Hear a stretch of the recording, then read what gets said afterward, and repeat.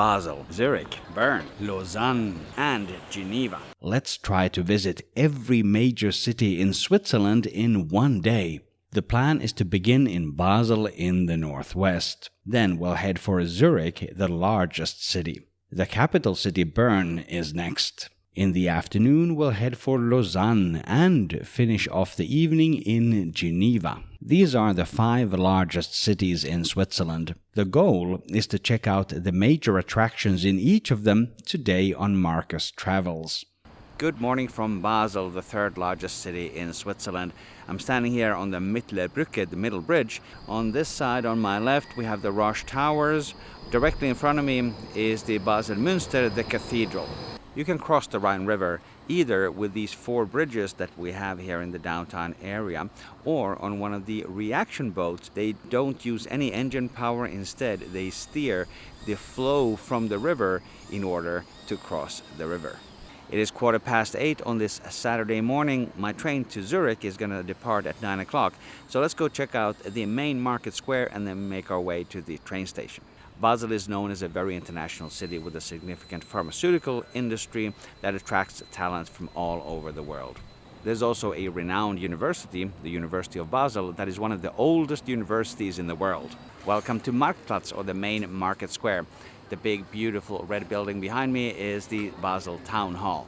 On this square, there is an actual market every Saturday morning, and the vendors are busy setting up their stalls for today's sales. From here, I'm going to grab one of the very frequent trams that will take us over to the main train station. Switzerland is well known for its delicious chocolate, and my favorite manufacturer of Swiss chocolate is right there behind me, Lederach. They sell this thing they call Frischchogi in these big blocks that you pay by weight.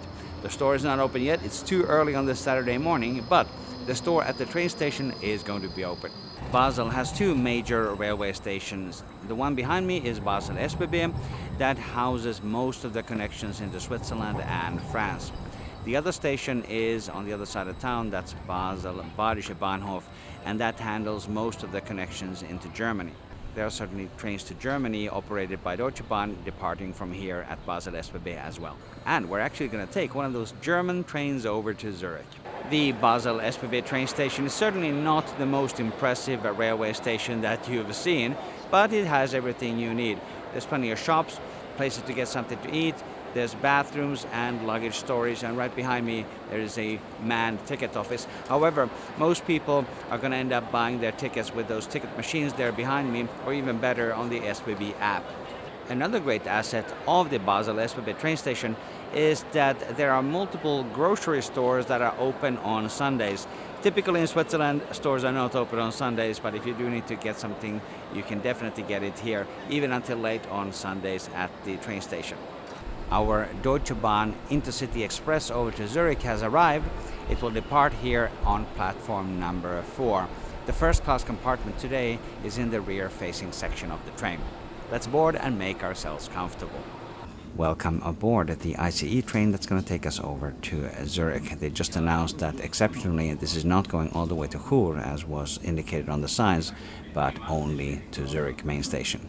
This often happens with these German trains when they arrive late from Germany, and then the schedule within Switzerland has to be adapted. This is definitely not the first time I've seen this happen. Nonetheless, this is a comfortable train. The seats even smell new, if that's a thing. They are a nice modern design. The cup holder, for example, has these arms that can adapt to different size cups and bottles, and it just overall feels like a really nice first-class train product. There's plenty of space up there on the shelves, but also on the luggage rack there behind me, where I put my backpack. The seat reclines with the lever underneath. I'm going to demonstrate this by pulling the lever under the seat, and you will see that not only does the seat move forward, but also the back of the seat moves down and forward. I hope that was visible as those other passengers passed by. Let's try to put it in the upright position again. I'm going to grab the lever and push. Well, we'll see in editing if that was even visible. But it is a more sophisticated recline than something where the seat just moves forward. Alright, it's time to depart. I hear the beeping from the doors. We are going to head over towards Zurich. And now I'm going to grab some breakfast and come back with a little bit more of a seat tour as we continue. And there we are now leaving Basel SBB train station. This is actually a really nice seat here on the ICE. There's a big, sturdy, actually stable table in front. Then there is a storage net for your personal items. Down there's a footrest. I never use footrests, I don't know what they're for, but it's there for those people who want it. Between the two seats here, there is a little trash can. Maybe not the most accessible one, maybe better to have it on the wall, but I'm not complaining. Then we have those cup holders in the middle between the two seats, together with another little storage pouch, maybe for phones and such. There's power outlets as well, one European style power outlet per seat, at least here in first class. I don't remember how it looks in the second class car. I also have the reading light here on my left. Works pretty well. And maybe one of the most underrated features of the ICE design is the coat hooks. I have them here on a rail just above me, and they can be moved. That is such a brilliant design, maybe the best thing about the ICE. Maybe not the absolute best. The other thing I really like about this train is that the ride quality is excellent. This is super smooth. The journey time between Basel SBB and Zurich main station is just under 1 hour with these direct connections. Depending on the exact route that the train takes, it can vary a bit. Today's time is 58 minutes. And what can you expect in terms of views?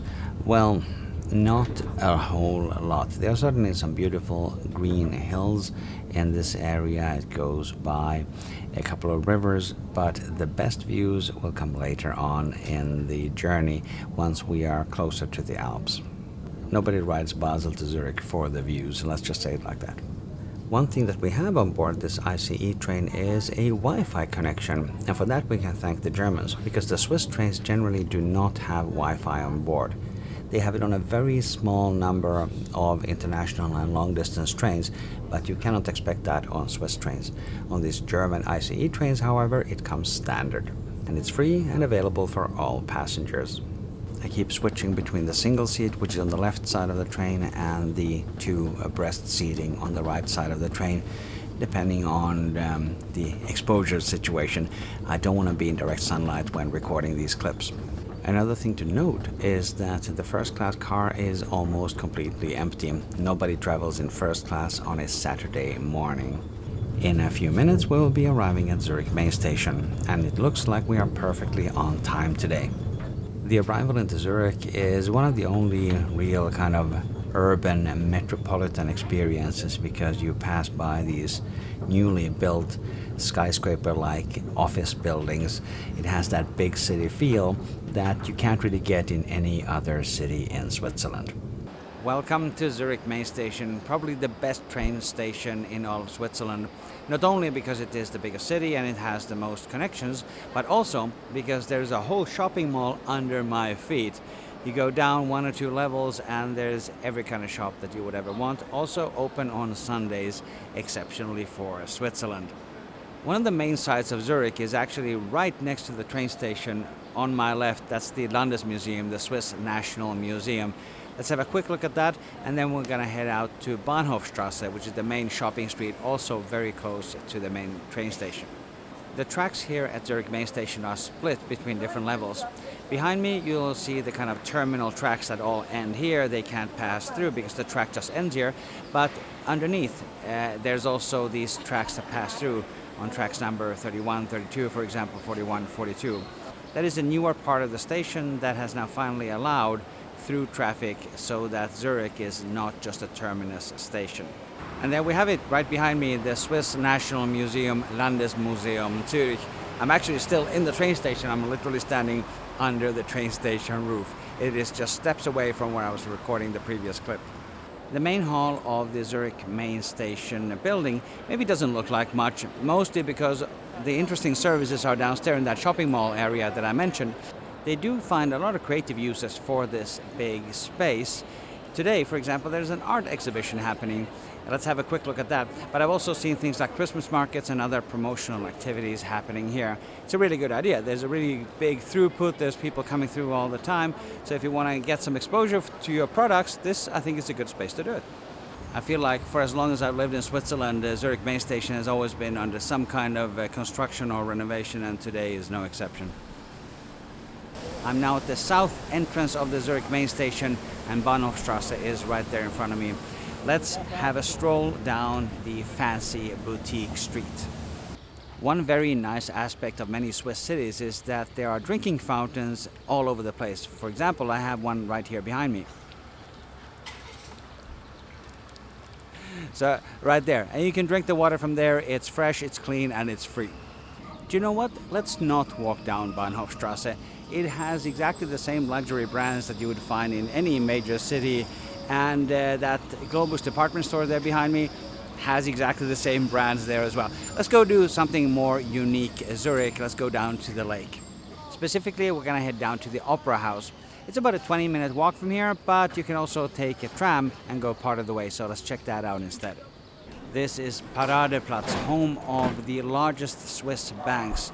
On my right is UBS, and behind me is Credit Suisse, owned by UBS. That's more like it. Zurich Old Town on my right-hand side here. I'm standing on a bridge across the river Limmat. We're going to follow that river down to the beautiful Lake Zurich, which you can already see there behind me. And there we have it, beautiful Lake Zurich right there behind me. It's a great place to go swimming, to go boating. You have the mountains already visible above the lake. Great place, and very easily accessible right in the heart of Zurich. From here you can also take multiple ferries across the lake and also to other towns along the lakeshore. Now let's walk over to the Opera House, and then it's already time to head back to the train station for our next journey over to Bern. And that's the Opera House. Somehow I would have expected something a little bit more impressive. No matter, great tour in Zurich. Let's head over to the next city. Let's head to Bern. I jumped on a commuter train here at the Zurich Stadelhofen. This should only be a 2-minute ride back to the Zurich main station. I made it on the train with just a couple of minutes to spare. This is a intercity train destined to Geneva Airport, but I'm only going to take it 2 stops over to Bern today. I'm going to take this opportunity to recharge, get something to eat in the restaurant car, which is just behind me, recharge my battery as well, and then we'll do a full sea tour. See you in a moment. No luck on the restaurant today. They do have a restaurant car. It is open, but it is also full because this is a lunchtime departure. So there was no space available. Luckily, I do have a bottle of water, but I am really looking forward to getting some lunch over in Bern when we arrive there. So about the train where I'm sitting at, this is one of these Bombardier Twindexx trains, and we're kind of bumping along the tracks because these trains are famously bumpy. There was supposed to be some kind of stabilization equipment installed, but it malfunctioned and it has been removed. So these rails are rather rough when riding the Bombardier Twindexx. When we were on the same track on the ICE, the German one, that was silky smooth, but this is real bumpy. I do also use image stabilization on my camera, so that counteracts some of it, but we're shaking along pretty nicely here, going at the high speed towards Alten. The shakiness is a shame because many other aspects of this train are excellent. This is a double-decker train. The seats are modern, comfortable, they're quite firm, but I do like these seats. There is a table in front of me that folds out because this is a bay of 2 with a table between the 2 seats. There are no airline-style seats in this cabin as far as I remember, just these bays of 2 or bays of 4. This is a bay of 2 single seats, and on my right there's a couple of people sitting in these bays of 4 with 2 abreast opposing each other. I am charging my camera battery in one of the electrical outlets, and the other one is charging my phone, so power supply works really well. These armrests can be moved up and down, which is really good. It actually helped me because I need to unpack some stuff from my backpack. There's plenty of luggage storage on these dedicated shelves. There isn't really any meaningful storage above the seats because this is a double-decker train. There isn't enough space. Oh, and I'm sitting on the upper floor for reference. The other comforts are also here. There is a reading light above me as well as a window shade that can be pulled down. Let's test that real quick. Comes down like so. It's not particularly effective, but it at least does stop direct sunlight from hitting you. The seat reclines, kind of, with the lever under the seat, but it only moves the seat portion forward. It doesn't really bring down the back portion at all, unlike the ICE. We're already past Olten and we'll be arriving in Bern in approximately 10 minutes. One of the nice aspects of the first class car that I didn't think of is that they do offer service from the restaurant car at your table. So they actually walked through here and asked if people wanted to order something. Yes, I want to get the club sandwich and a bottle of Coke. For 10 francs 90, that's actually not a very bad price at all. And it was delivered quickly, which was quite important. I didn't want to stress with the arrival in Bern. The stretch of railway where we're traveling at the moment is probably going to be the fastest on the strip. This is that Bahn 2000 Strecke, the Rail 2000 section of this track. I just looked at the indication on the display downstairs and it said that our speed is 175 kilometers per hour. Switzerland does not have proper high-speed rail.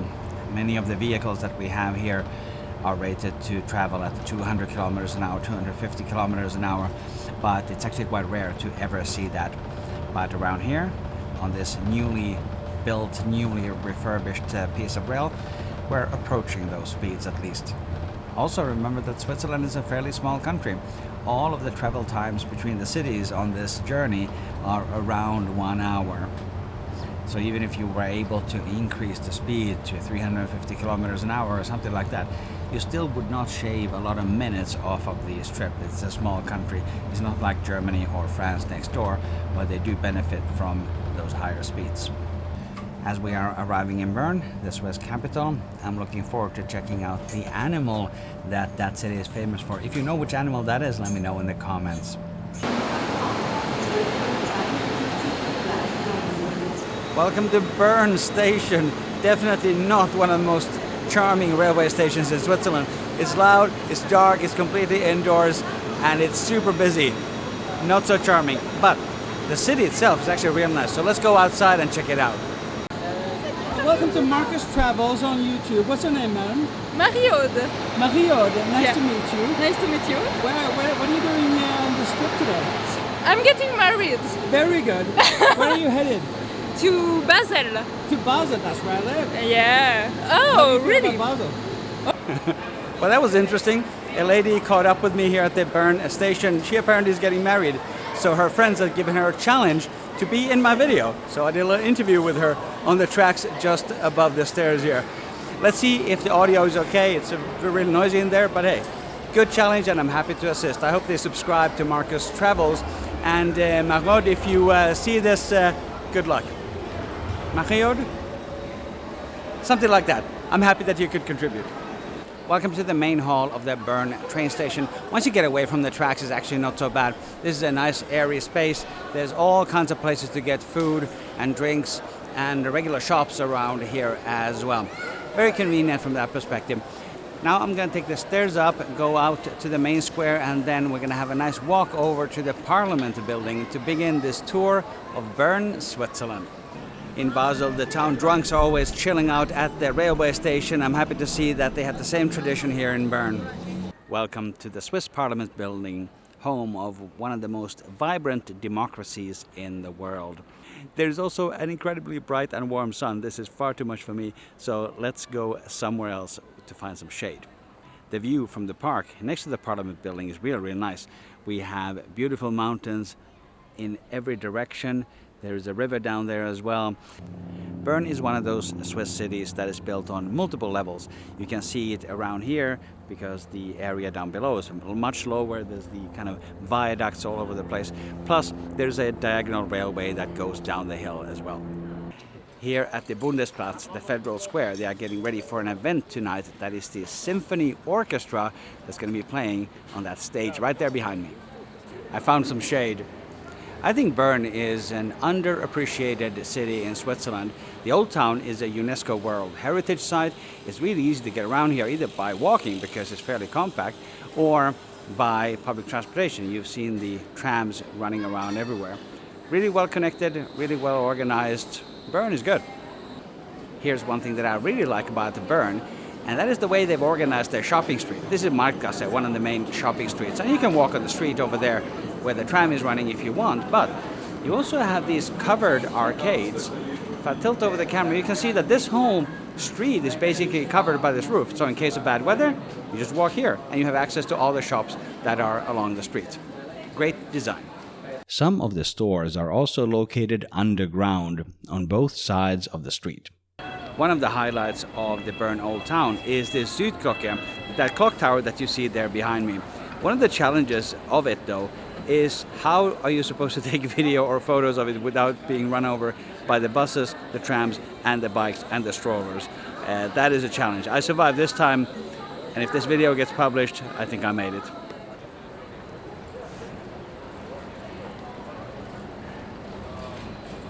And the answer to the question is film it from the other side, although this bus ran incredibly close to me in front of me. I'm not doing well at this. And the answer apparently is film it from the other side.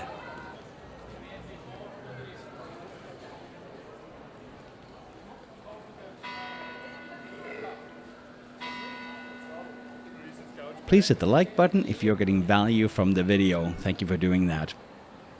Let's go say hi to the bears. I could certainly walk 12-15 minutes, something like that, but in this heat I'm gonna take the bus instead, the one that almost ran me over before. I'm happy to note that I'm not the only one who almost got run over. This bus was beeping aggressively, effectively, enthusiastically when running down this cobblestone street. So clearly it's a challenge to get through when you're a bus driver around these parts. But on the other hand, it's kind of nicely accessible because the buses are driving where the people are actually walking. The bear park right there behind me is one of the nicest attractions in Bern. Not only can you check out the super cute bears, but you also get a great vista over Bern from the other side of the river. You can see people kayaking in the river as well. Everybody's just really enjoying the nice, beautiful day today. For the longest time I thought that the only space that the bears had is the circular bear pit over there, but I learned today that they actually have a really big park area just here behind me as well. So I think you can feel a little bit better about visiting here. There are 3 bears here in the nation's capital. There's 1 female, Ursina, and 2 males, Björk and Finn. It really is a beautiful, sunny, warm summer day here in Bern, but this is too much for me. I need a shower before I take the next train over to Lausanne. Luckily, I have a gym membership that gives me access to all these gyms all over Switzerland, so I'm going to test the one here in Bern and then jump on the train. One thing in particular concerned me about that circular bear pit is that there's a big tree in there, but it looks completely dead. That is so depressing. The little piece of rock that they have there where they can climb up and down, that sounds a lot better, but the dead tree, I'm not sure about that. So I'm happy that they actually have much more space than I thought. I was complaining about the shakiness on the Bombardier Twindexx train. That's nothing compared to riding this trolley bus on these cobblestone streets. This is real challenging. I wouldn't recommend standing up like I'm trying to do here. We made it on board. Once again, a little bit too much last second. I was able to get myself a shower, but let me cool down a little bit and I'll tell you what happened.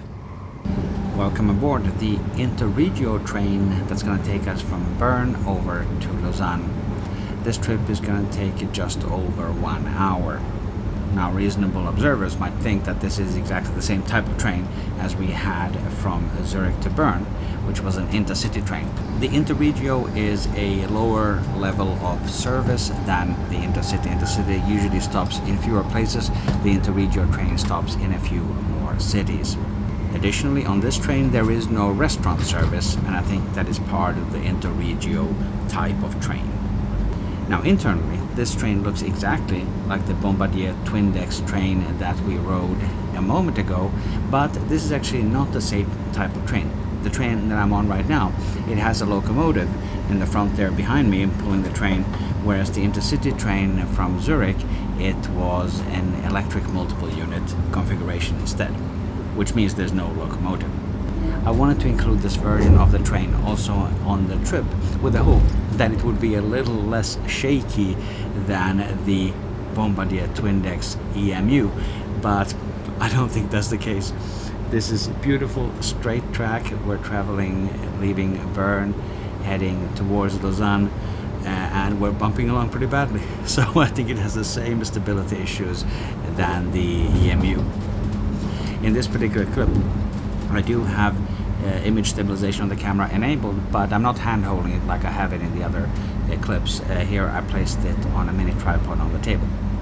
The next stop on this trip is going to be Fribourg or Freiburg in German. It's a multilingual type of city.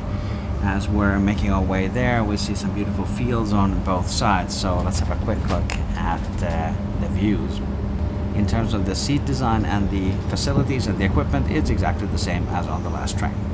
I wasn't trying to be funny here. The overhead shelf is comically small. I couldn't even reliably get my hat to stay put. This is unusable. Once again, first class is pretty much empty. In this car there were only 3 other people, and one of them was a crew member. We are leaving Palud and the next stop is going to be Lausanne. The remaining journey time is about 15 minutes. In a few moments we should also be able to get some beautiful views of Lake Geneva. Welcome to Lausanne main station. I arrived with that Twindexx over there on my left hand side. On my right hand side there is a TGV Lyria that connects Switzerland and France. Actually I have a whole video on my channel about that, the first class review. Check it out with the link in the description. Lausanne is built on a hillside, so wherever you're going, you're always going up or down. There's basically no flat areas of Lausanne. The lake is there behind me, down the hill. But we're going to check out the old cathedral, and that's up the hill. You can walk, it takes maybe 20 minutes or so, but that's uphill. So we're going to take the metro instead. I'm not sure if that comes across on camera yet, but this is a metro with a pretty steep incline. Even the platform here is inclined. Up on that side and down on my left-hand side. Alright, we rode 2 stations to Rippon.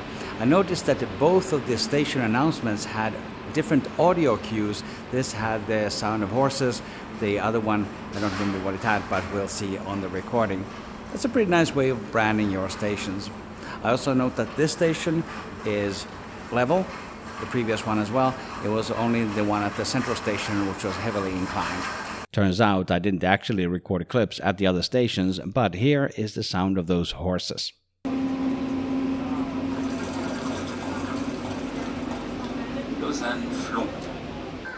Welcome to Place de la Palud, featuring that famous fountain there behind me, which is a little bit overexposed, but I have B-roll of it as well.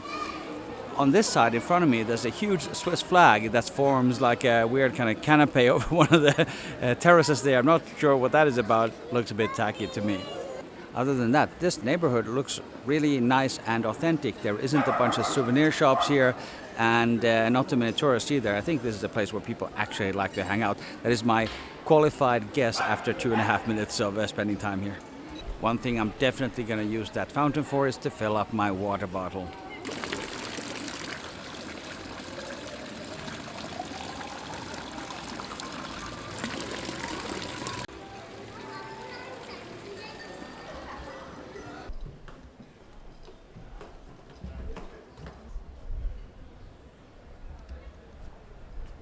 I know I've been to the cathedral before, but I do not remember climbing this many steps. Let's continue.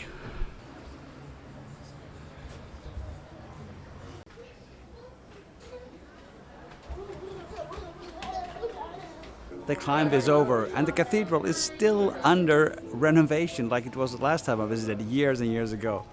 Was it worth the climb? I think no.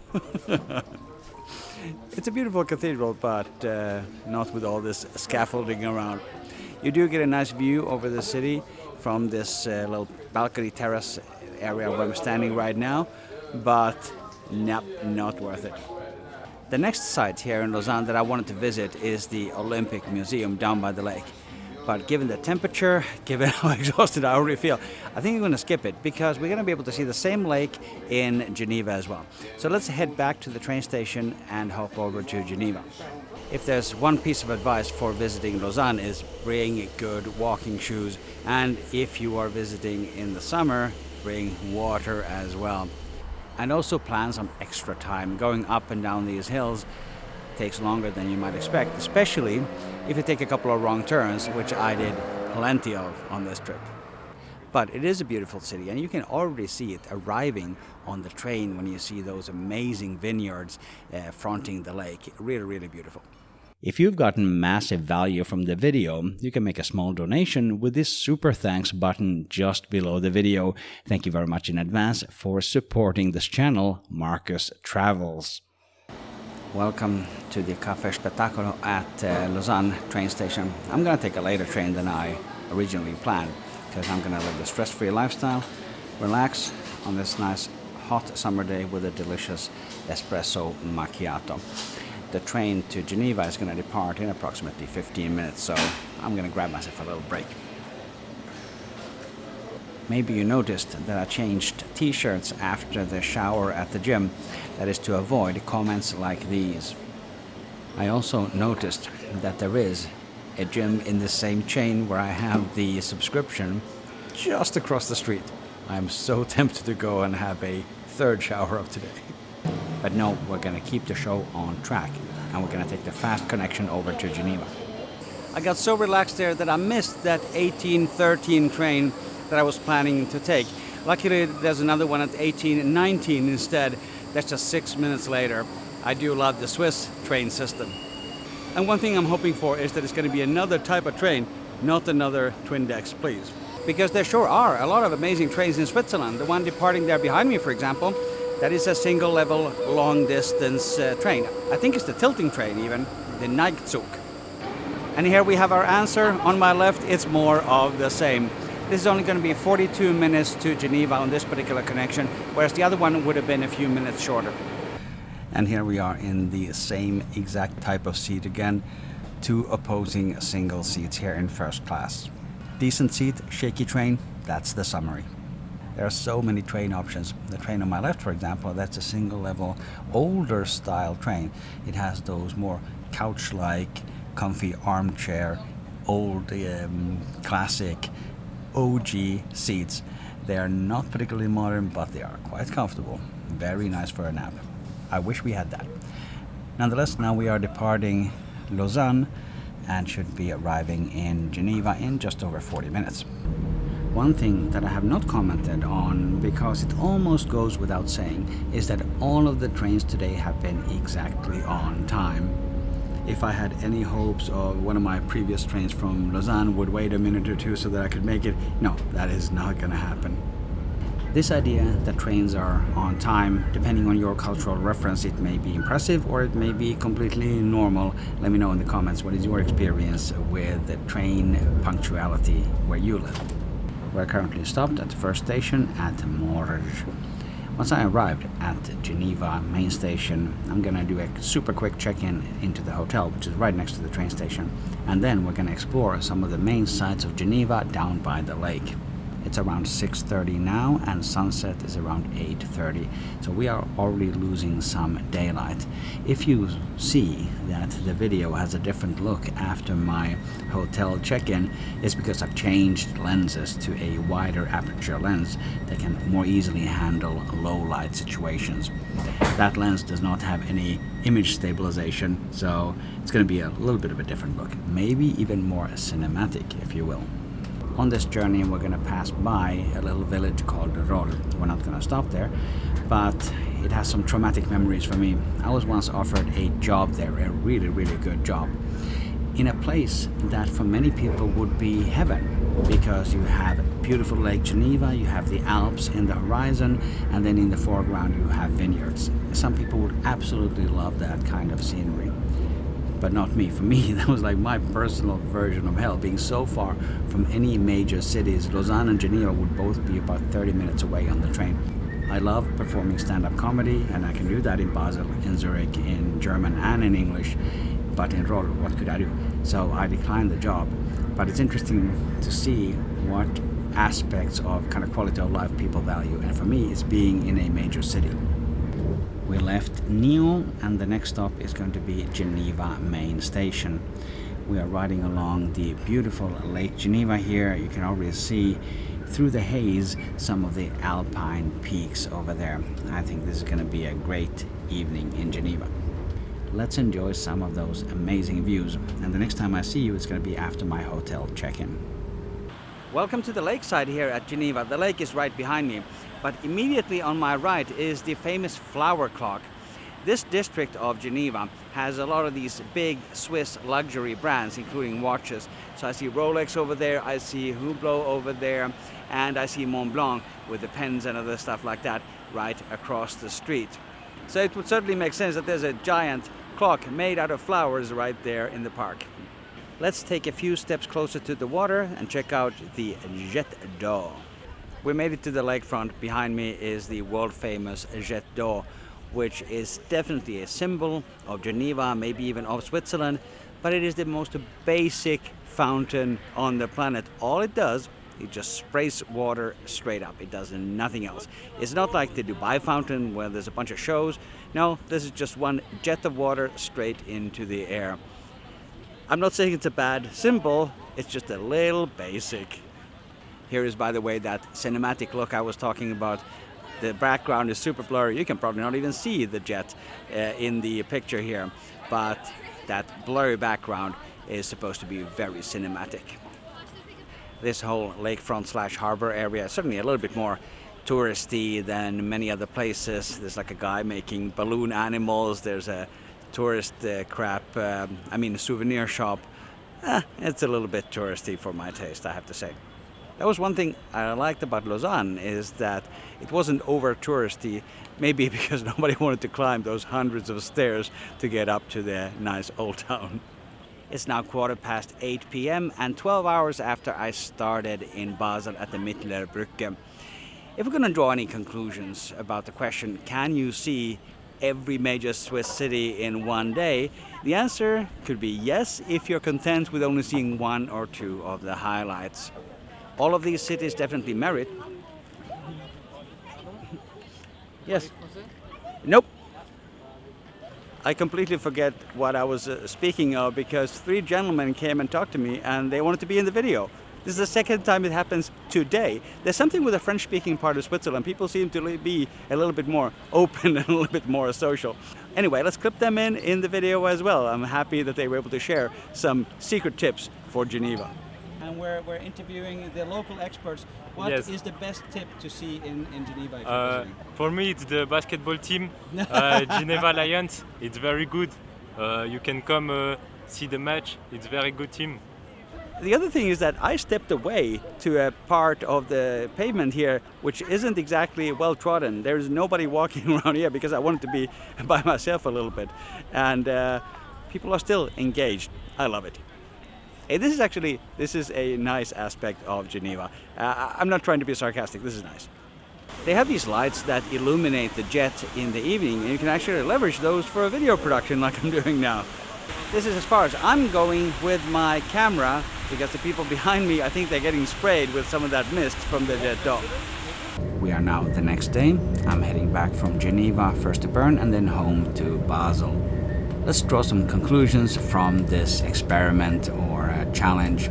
Firstly, is it possible to visit the 5 largest cities in Switzerland in one day? Absolutely, you have seen it.